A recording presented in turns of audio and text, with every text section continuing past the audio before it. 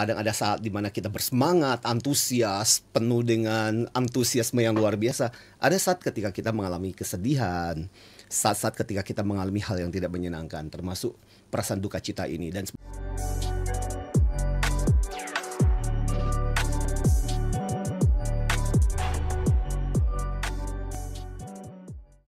kita bahas ini kan agak berat sebetulnya ya. Betul. Soal duka cita momen kehilangan orang tercinta. Ya. Tapi cepat atau lambat Pak, setiap manusia itu bisa dikatakan akan mengalami momen kehilangan. Betul. Setuju gak Pak Betul. Antoni? Kalau saya sering kali bilang, lihat aja di telapak tangan kita gitu. Ya.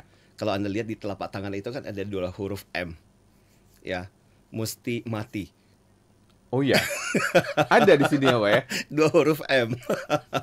Baik. Ya, it's our destiny already. Jadi itu menjadi bagian dari perjalanan bahwa kita mesti mati gitu. Kecuali kita nggak punya telapak tangan, berarti spesies kita berbeda gitu. Berarti kita ini ya. Benar Mas Wil. Jalan kita akan ke sana. Baik. Ya. Baik, small listeners, topik kita agak serius tapi bukan berarti kita juga terlalu serius ya. Benar. Jadi tentunya ini merupakan pembelajaran karena tadi yang kita bahas adalah salah satunya bahwa duka adalah bagian penting dari kematangan dan keseimbangan emosi. Nah, bagaimana agar duka cita ini tidak merampas hidup kita secara keseluruhan, bahkan terlalu berkepanjangan ya.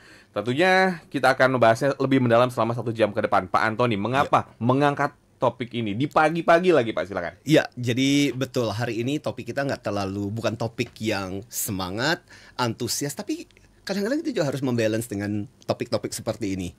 Karena bagian dari cerdas emosi adalah kita harus sadar bahwa hidup itu kan seperti roda. Kadang ada saat dimana kita bersemangat, antusias, penuh dengan antusiasme yang luar biasa. Ada saat ketika kita mengalami kesedihan, saat-saat ketika kita mengalami hal yang tidak menyenangkan, termasuk perasaan duka cita ini. Dan sebenarnya ini juga merupakan request dari banyak sebenarnya smart listener kita yang berharap bahwa Pak boleh dong kapan-kapan dibahas tentang hal ini. Jadi ada beberapa yang sebenarnya entah dalam beberapa minggu terakhir ini ada beberapa request sekaligus yang bercerita. Misalnya ini ada paling nggak ada 3 cerita. Saya kehilangan suami saya, dia sudah seperti bagian dari hidup saya merawatnya 3 tahun saat dia mulai divonis dokter dengan penyakitnya. Saya tahu dia akan dipanggil Tuhan kapan saja Pak, tapi kehilangan dia tetap membuat saya susah melepaskannya ya. Dan tiap malam saya masih mengenangnya. Yes, ya. Terus ada lagi ibu saya lebih dekat dengan kakak saya. Tapi waktu ketika ibu meninggal justru saya merasa kehilangan. Saya menyesal tidak terlalu dekat dan rencana liburan yang sempat saya pikirkan buat ibu saya tapi tidak akan pernah terlaksana. 2 tahun saya masih bersedih plus ada rasa bersalah. Ya. Dan kemudian ada juga yang saya dan istri saya merasa sebagai orang tua yang gagal. Anak kami bunuh diri waktu nyaris selesai di kuliah, selesai studi di luar negeri. Kami masih terus bertanya sampai sekarang seandainya bisa berjumpa dengan anak kami ingin menanyakan kenapa dia melakukan itu. Kami merasa gagal jadi orang tua ditambah harus terima stigma orang tua dari anak yang bunuh diri.